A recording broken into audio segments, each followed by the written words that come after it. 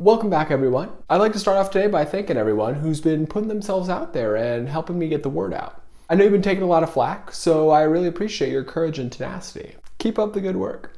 Next, I'd like to address the haters who still refuse to examine the evidence or think critically, because they just want to wait until the board tells them what to do. A lot of them seem to be treating this as more of a religion than an intel op. Even when Q Plus dropped that huge hint on the board confirming me, they still don't want to look at the evidence. Pretty silly, right? But don't sweat it, it's no big deal. And at this point, there's not much more we can do for the Q Pharisees who aren't seeing it yet. The evidence is there, they just can't seem to put their egos aside for long enough to examine it.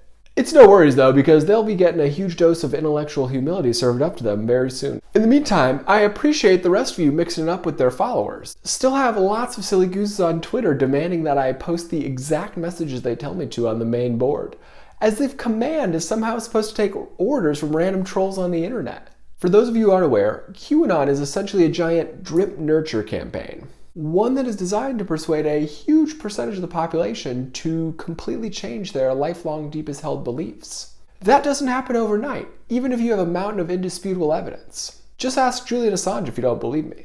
He dumped a mountain of indisputable proof out there, and how far did that get him? You could also just look at how these Q Pharisees are treating not just me, but anyone who follows my stuff. Exactly like the kangaroo news media, ignoring mountains of hard evidence because they don't like the people showing it to them. But does it matter who I am if the facts I'm presenting are true? Does my age or my personality matter if the facts I'm presenting are true? The answer is no, it doesn't matter. And that's part of the reason we let these Q Pharisees get so popular in the first place. To teach everyone that no matter who you trust, whether it be me, the board, or whoever else, you always need to examine the evidence and think for yourself. Trust people, but always verify. Because allowing big name influencers to tell you what to believe or who to listen to is a great way for us to end up with more evil leaders in the future. Especially now that we have this quantum internet technology that I'm about to tell you about. The next thing I need you to understand is why I'm doing these videos this way. There's several reasons. The primary one is attention span. Most people don't care enough about politics in the first place to spend hours and hours researching complicated topics that they've never heard of. So unless we can hold their attention for long enough to convince them to care, it will be nearly impossible to get them on board. That's the first reason. The second is to connect the dots on the big picture narrative for those of you who are interested, and to provide the tangible facts to back it up. Most smart people will never change their opinion about anything unless they can personally evaluate both the credibility of the source and the veracity of the evidence that that source has to back up their claims. So let me ask you all right now, has anyone else on any platform been able to connect the dots and explain the big picture to you guys as clearly as I have? Has anyone else provided pictures, documents, or verifiable evidence like I have? The answer is definitely no. Not even close. The best defense they've had so far is calling me a CIA agent, meaning they're acknowledging that I'm definitely military intelligence. They're just butthurt that I called them morons, even though I was just responding to them calling me a fraud and a LARP. They're also thrown off by some of the symbolism in my pictures because they haven't actually watched any of my videos, so they don't realize I'm actually trolling the CIA. Like this picture in Belize with my Illuminati eye, something I used to troll Queen Satan while visiting one of her American colonies called Belize. And this one when I new command trolled the Royal Death Racket with one of those gay-ass owl symbols they love so much. For the record, my symbol is a phoenix, not an owl. And that should be pretty clear to anybody who's ever looked at my stuff. So nothing we can really do for the haters at this point besides keep showing them the evidence and hope that they'll eventually look at it. No worries either way though. The open-minded members of the Q Army are with me, and that's all I need. You guys rock. Thanks for being so logical. Next, I'd like to address some concerns I heard yesterday about the US military taking over the internet.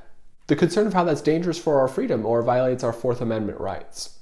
Understand those are definitely valid concerns, but in this case not necessarily informed ones. Because our Fourth Amendment rights have been non-existent for decades. Since World War II, all of our phone calls and electronic communications have been monitored by Team Satan, and recorded, and used illegally.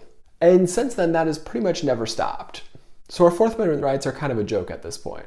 As are our First Amendment rights. Chinese-style censorship and algorithmic fuckery is standard procedure at all of our tech monopolies. In fact, America's gotten so sideways with censorship that kids growing up today have to go use Yandex, aka Russian Google, to see things they can't see on American Google. How crazy is that? Americans having to go to the Russian internet to bypass censorship. So my point is that the Space Force will do a much better job of keeping the internet open and free to everyone than the evil tech monopolies will. By a long shot. One of the ways we're going to guarantee that is by passing an Internet Bill of Rights, which will essentially be an airtight reaffirmation of our constitutional liberties with some updates that will extend those protections into the digital world. Power companies can't turn off your power because they don't like how you're using it. Phone companies can't turn off your phone because they don't like what you're saying to people. Toll road companies can't block your access to a public road because they don't like your driving. So social media giants cannot inhibit your access to the public square just because they don't like your opinions. They are public utilities and they must be regulated as such if we want free speech to survive. Now that might sound overboard to some of you, but if we don't regulate them ASAP, they will use their power to silence us and to rig our elections. That's not a joke, that's 100% serious. And once we pass our Internet Bill of Rights, the only way to realistically enforce it is with military control of the internet. Otherwise, big tech will just keep running circles around their regulators. It's not ideal, but it's really our only viable option. And I think you'll agree once I tell you about all the crazy stuff that this new quantum internet can do. The quantum internet, which we will be rolling out over the next decade or so, is hands down the most mind-bending technology I have ever worked with. Its capabilities don't even seem like they should be real. They seem like something straight out of a sci-fi movie. But I can assure you that what I'm about to tell you is very real, and it's coming very soon. In the past, quantum internet has been referred to as ETI, or extraterrestrial intelligence, because it enables zero latency wireless communication with anywhere in space or time. Meaning I could use it to Skype someone in another solar system, or I could use it to remote control one of those avatar bodies on a planet that's 100 million light years away from here with no lag whatsoever. Pretty spooky, right? The quantum internet can also wirelessly interface with brains of any species, anywhere, at any point in time. Past, present, or future.